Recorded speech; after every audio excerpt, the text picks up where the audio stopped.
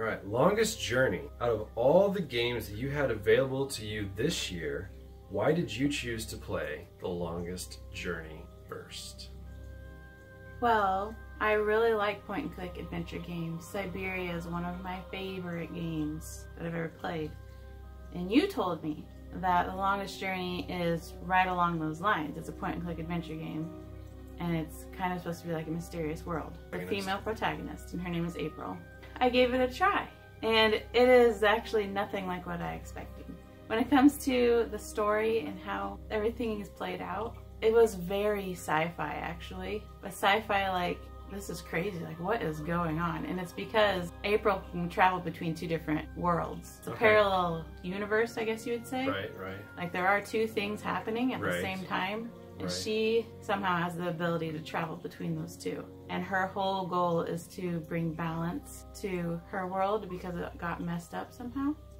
Were your expectations met, or they were blown out of the water, or they were... They were just met. Yeah, just an entertaining point-and-click adventure game. It didn't like shock me or introduce me to something that I'd never experienced in a point-and-click adventure game. Story, yes, but the gameplay, no. Was the protagonist relatable to you in any way, or was she kind of like alien to you, or just like she had a completely different lifestyle than what you've ever been accustomed to as a woman?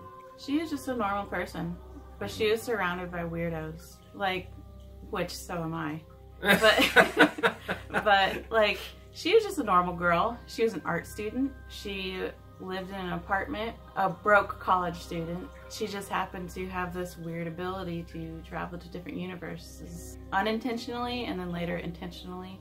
What did you enjoy about the story? I did enjoy the story.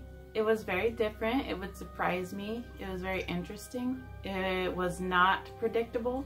Okay, that's important. Yeah. It had a lot of variety in what was going on. It was all a mystery.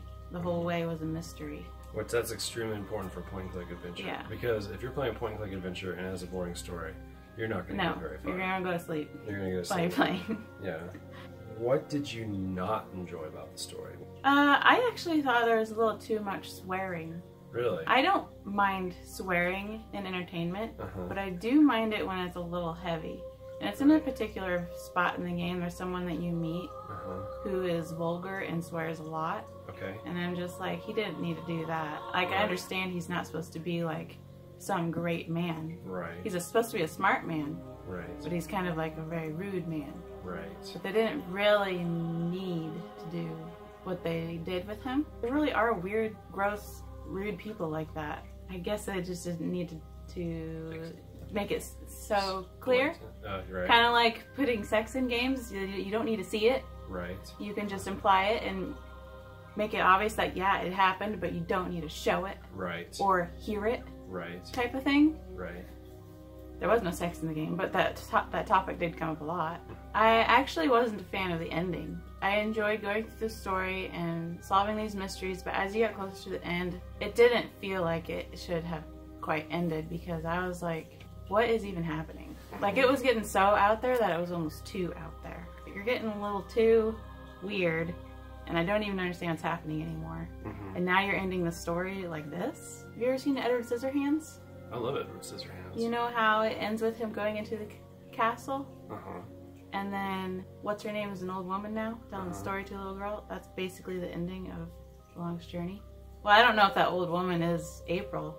They imply that it might be, but they don't actually say that's her. Right. But it has just an old woman telling a story. And there's a character that shows up in that ending that is also in the game, which makes you think it's April. But I just thought the ending was very unsatisfying in almost every way. The story was so weird, they didn't know how to end it, is what I think happened. The graphics don't bother me. One of my favorite adventure games is Beneath a Still Sky and has terrible graphics. You're literally clicking on little squares, finding items that don't even look like items.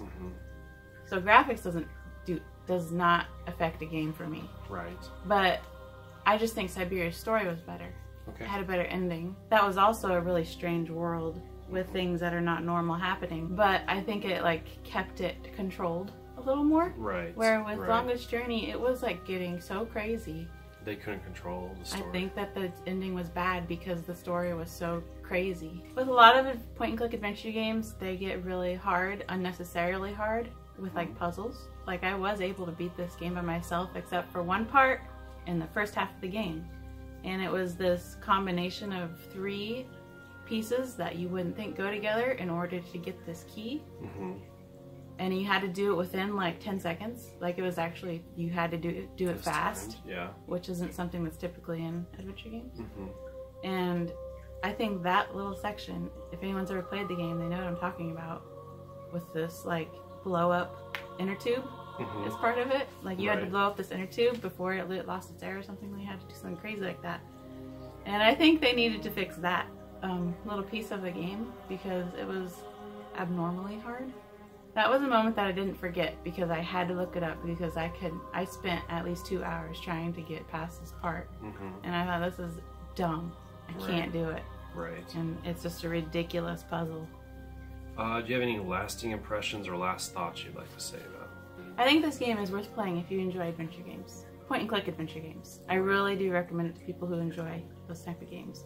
It's just like what you would expect with the puzzles and the combinations of items and dialogue options. Is there a rat on the floor? What would you rate this game on a scale from 1 to 10? I would give this game an 8.5. You want to stop there and look for your other rat? I think he's probably sleeping. Okay.